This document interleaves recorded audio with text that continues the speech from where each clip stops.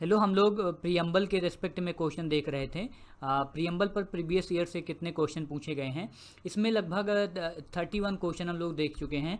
अभी 32 से 45 क्वेश्चन तक देखेंगे जो वेरियस एग्जामिनेशन में पूछे गए हैं। जैसे ये 2013 में एक क्वेश्चन पूछा गया है, ये आपके स्क्रीन पर है। विच among the following card the preamble of Indian Constitution, who among the following called the preamble of Indian Constitution the horoscope of our sovereign democratic republic। तो ये होरोस्कोप जो होता है, जो न्यूज़पेपर में भी निकलता रहता है प्रतिदिन, आप जानते होंगे। ठीक है, सभी लोग अपनी जन्म कुंडली या इसको कुंजी कहते हैं, जन्म पत्री टाइप, ऐसे हिंदी में कई सारे शब्द होते हैं और इसलिए कन्फ्यूजन भी होता है कई बार। हिंदी इंग्लिश क्वेश्चन में जब कन्फ्लिक्ट होता है तो ऐसे शब्दों के कारण ही होता है। तो के एम मुंशी साहब, इसको जब हम लोगों ने स्टार्टिंग में प्रियम्बल पर क्वेश्चन देख रहे थे, उससे पहले हम लोगों ने एक शॉर्ट डिस्कशन देखा था जिसमें सुप्रीम कोर्ट के इंपॉर्टेंट फैक्ट्स एंड फिगर देखे थे, जिसमें जो प्रियम्बल हैं उसके अमेंडमेंट के बारे में देखा था और इम्पॉर्टेंट फैक्ट्स देखे थे। उसमें के एम मुंशी साहब को भी हमने डिस्कस किया था, अम्बेडकर जी को डिस्कस किया था, ऑब्जेक्टिव रेजोल्यूशन को डिस्कस किया था और सुप्रीम कोर्ट के इंपॉर्टेंट डिसीजन या और केस लॉ को भी डिस्कस किया था। आप इसको पॉज कर सकते हैं, यू कैन अटेम्प्ट इट।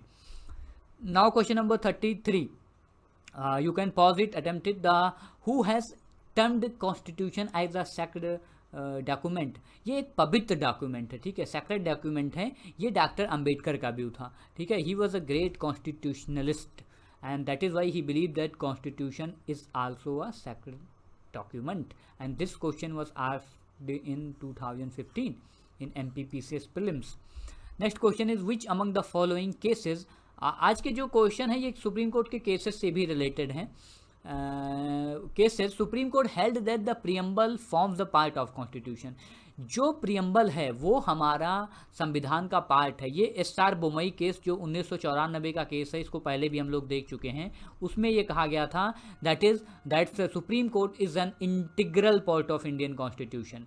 बाकी के जो केस हैं वो दूर दूर तक इनका नाता नहीं है और आप लक्ष्मीकांत पढ़े होंगे तो SR बोमई केस के बारे में ऑफकोर्स आप अवेयर होंगे। Question number 35, in which case did the supreme court first declare that preamble is not a part of, ठीक है। तो किस में कहा गया था? Berubari case, exactly Berubari case 1960 में हुआ था, बेरूबारी केस ला। और इसी में कहा गया था कि preamble is not a part of constitution. उसके बाद में गोलकनाथ केस है और केशवानंद भारती केस 1973 में हुआ था, आपको पता है। इसमें इस बात पर जोर दिया गया था, जो 13 बेंच थी, सबसे बड़ी बेंच आज तक की, उसमें कहा गया था अबाउट बेसिक स्ट्रक्चर, ठीक है। तो preamble is a basic structure, इसके साथ बहुत ज़्यादा छेड़खानी नहीं कर सकती है पार्लियामेंट, ये बात पर जोर दिया गया था। गोलकनाथ केस इससे पहले हम लोग कई बार डिस्कस कर चुके हैं। 2017 में क्वेश्चन पूछा गया है, you can pause it, attempt it. Next question is question number 36, in which of the following cases the supreme court regarded preamble as a part of the basic structure. तो again जो है Keshavananda Bharati case, जो about अभी केशवानंद भारती जी की हाल ही में death भी हुई थी, हो गई है और इनका काफ़ी कंट्रीब्यूशन था about he was a great constitutional. उस पर कई सारे आर्टिकल आए थे जब उनका देहांत हुआ था, जो रिनाउंड न्यूज़पेपर से हैं, हम लोग पढ़ते हैं। बेरूबारी केस में नहीं है। सुप्रीम कोर्ट ने कहा था कि बेसिक स्ट्रक्चर है preamble and in the Keshavananda Bharati case. Question number 37, economic justice as one of the objectives of Indian constitution has been provided in. देखो, जो हमारे संविधान में इकोनॉमिक जस्टिस का कॉन्सेप्ट है ये कहाँ पर दिया गया है? तो of course this is given in the preamble and fundamental right. Fundamental right में इकोनॉमिक जस्टिस की कोई बात नहीं है, बट अगर आप केयरफुली DPSP को एग्जामिन करेंगे तो DPSP में आप पाएंगे आर्टिकल 31 का ए भी काफ़ी बात करता है, ठीक है, इकोनॉमिक जस्टिस की ही बात करता है। 2013 में क्वेश्चन पूछा गया था। तो प्रियम्बल एंड DPSP को आप एग्जामिन करेंगे और पढ़ेंगे तो आप पाएंगे कि इसमें इकोनॉमिक जस्टिस का कॉन्सेप्ट है और प्रियम्बल में ये तो है ही, जस्टिस ऑफ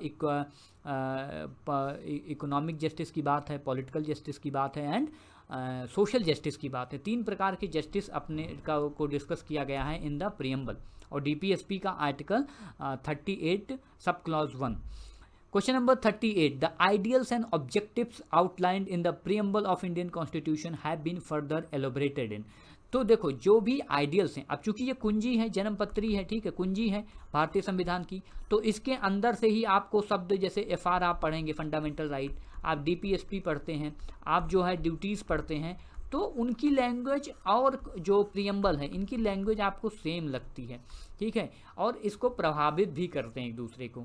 तो इसका जो है ऑप्शन सही हो जाएगा the chapters on director principle of state policy and fundamental duties fundamental right, option C हो जाएगा। आप पॉज करके अटेम्प्ट कर सकते हैं, पॉज करिए, अटेम्प्ट करिए। The mind of the makers of Indian constitution of the mind of the makers of the constitution of India is reflected in which of the following, तो ऑफकोर्स प्रियम्बल हो जाएगा, preamble में ही ये reflect करता है। और इसको जो ऑब्जेक्टिव रेजोल्यूशन है और इसको 13 दिसंबर 1946 को नेहरू जी ने मूव कराया था और 22 जनवरी 1947 को इसको एक्सेप्ट किया था ड्राफ्टिंग कमेटी ने, संविधान सभा ने, और फिर यही हमारा ऑब्जेक्टिव रेजोल्यूशन क्या बन जाता है, प्रियम्बल बन जाता है। तो objective of Indian constitution is reflected in which of the following, तो ऑब्जेक्टिव है अगेन ये preamble of the Indian constitution में ही रिफ्लेक्ट होगा।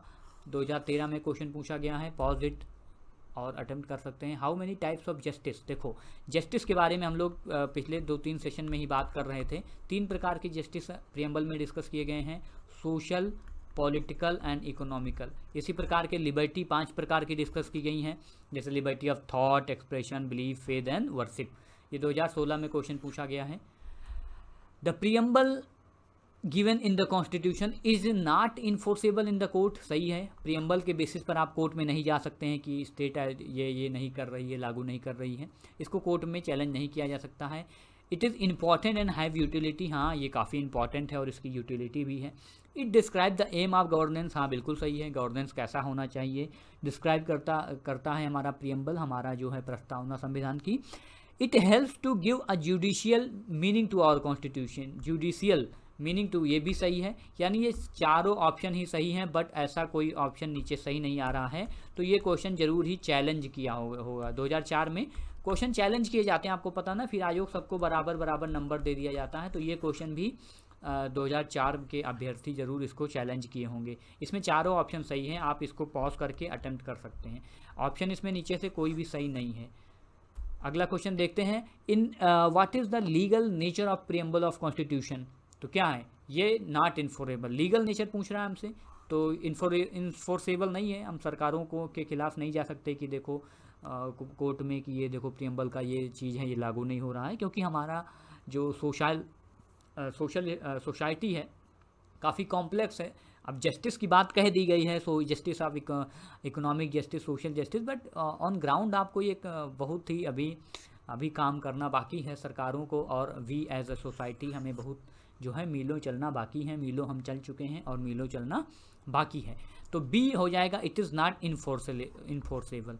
Next question is one of the implication of equality in society is the absence of, अगर हमारे society में equality है इसका क्या मतलब है कि कोई भी प्रिविलेज नहीं है, ठीक है, ये इसलिए जो है प्रिविलेज, जहाँ पर इक्वालिटी होती वहाँ पर किसी को प्रिविलेज नहीं होता कि आप पहले आएंगे, आप पहले आओ ना, आप आओ नहीं, जहाँ पर सोसाइटी इक्वल है वहाँ पर प्रिविलेज नहीं होता है, इसलिए ऑप्शन ए सही हो जाएगा। 2017 में क्वेश्चन पूछा गया है।